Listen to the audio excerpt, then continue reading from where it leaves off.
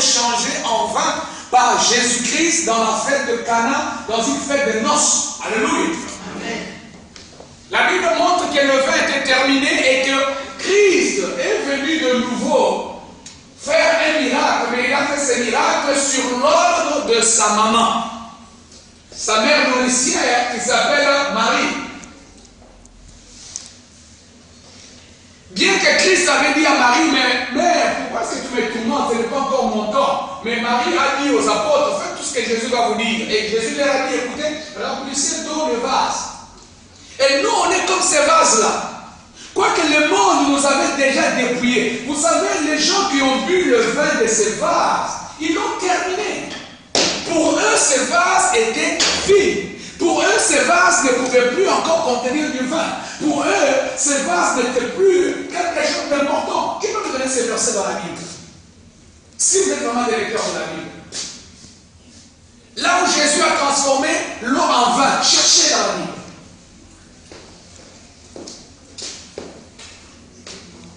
Cherchez, donnez-moi précision. Oh, j'attends déjà Marc. Alléluia. Regardez dans cette histoire ce qui s'est déroulé. Les hommes se sont réunis. Les gens étaient là autour de la fête, autour de Marie. Tout le monde était content. Il y avait du vin et les gens ont bu du vin. Mais ils ont bu du vin. Mais après un certain moment, le vin s'est épuisé. Les vases se sont retrouvés vides. Vous savez, la vie sur cette terre est comparable à une fête des noces. La situation que nous traversons dans ce monde, par moment, elle est comparable à une fête, à un mouvement. Les gens bougent de tous les côtés, les gens sont contents, il y a des ceux qui sont malheureux. Tout le monde est dans une ambiance quelconque. C'est un peu comparable à cette histoire de la fête des noces. Mais attention, dans ces mouvements, dans cette fête, dans ces cérémonies, dans tous ces genres d'histoires, il y a des spécialistes, il y a des gens qui sont spécialistes à sucer, à prendre le vin des autres, à prendre du jus des autres. Il y avait des vases qui ne bougeaient pas, les vases qui eux-mêmes ne buvaient pas du vin, mais ils étaient capables d'avoir le vin en eux et d'en donner aux autres. Est-ce que vous me comprenez?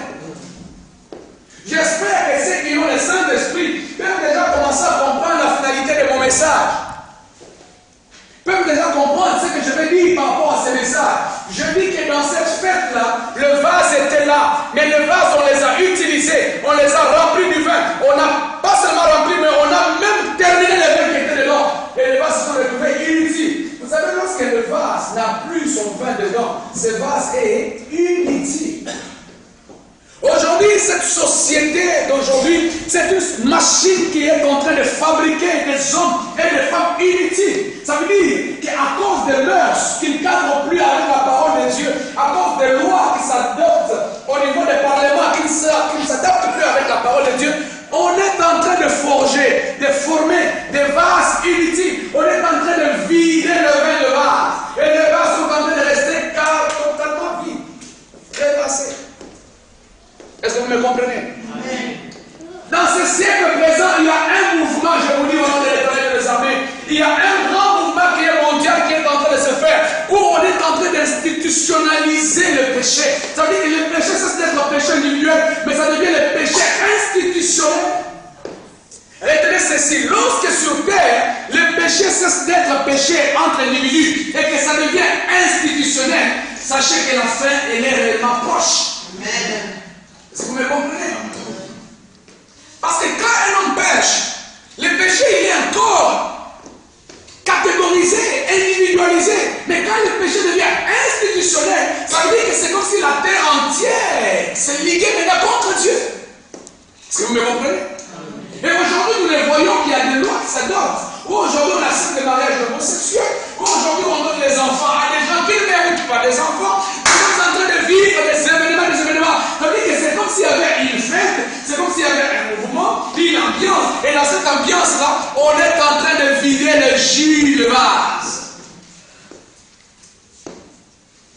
Cette société est en train de fabriquer des hommes et des femmes inutiles. Les églises, la même chose. Quelqu'un est venu à l'église avec l'envie de prier, l'envie de persévérer.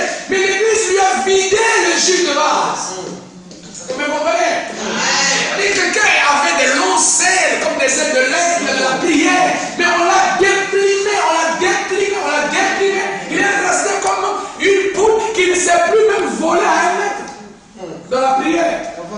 Alléluia. Amen. On dit que dans ces aspects, il y a des spécialistes. Il y a dans ces mouvements, il y a de ceux qui sont spécialistes à vider le vin des autres, à vider les vases. Alléluia. Dieu t'a donné un don depuis que tu étais dans le ventre de ta maman, comme il avait dit à Jérémie que je t'ai consacré prophète, je t'ai établi pour mes nations. Depuis le sein de ta mère, Dieu t'avait déjà béni. Alors le diable, il est content, il pense qu'il t'a vidé. Le diable, il se réjouit, il pense qu'il t'a terminé. Le diable, il est joyeux, il pense que dans ce vase, il n'y a plus rien. Mais il a oublié qu'il y a un homme. Et que cet homme, quand il s'approche à côté des vases, pas seulement qu'il les remplit, mais il les remplit de bonnes choses. Amen. Alléluia. Amen. Parce que ceux qui ont bu le vase, en second lieu, ils ont dit, ah, mais qui nous a fait boire le mauvais vin? Parce que celui-ci, il est tellement bon. Les seconds vins. Alléluia. Amen.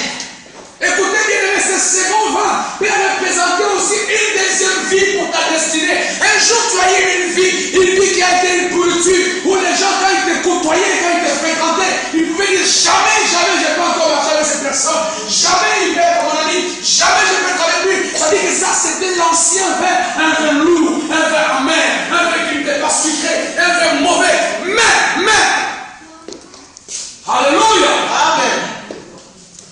L'éternel Dieu, dans la personne de Jésus, il a dit aux apôtres, écoutez, remplissez dans le vase. L'eau, c'est aussi le symbole de la parole.